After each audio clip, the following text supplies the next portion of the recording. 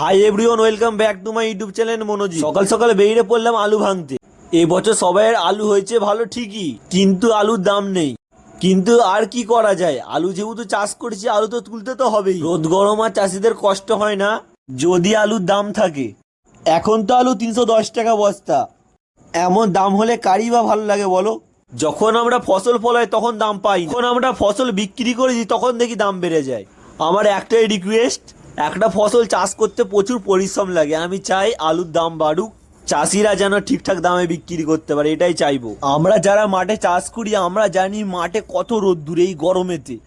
এক একটা জমিতে আলু চাষ করতে মিনিমাম 5 থেকে 10 হাজার টাকা করে খরচা। আমি চাই আলুর দামটা তাড়াতাড়ি বাড়ুক, না বাড়লে আমরা তাড়াতাড়ি বিক্রি করতে পারবো না। যে বিক্রি না করতে পারলে আর আলু পচে যাবে। এই আলুতে যদি আমরা যে স্টোরে রাখতে যাই তাহলে কত টাকা খরচা আছে বলো? আলু তোলা, সার, জল দেওয়া, ঠিকঠাকভাবে ট্রিটমেন্ট করা একটা ছেলের মতন। আমি চাই তাড়াতাড়ি আলুর দাম বাড়ুক, আমরাও তাদের বিক্রি করতে পারি আর অনেক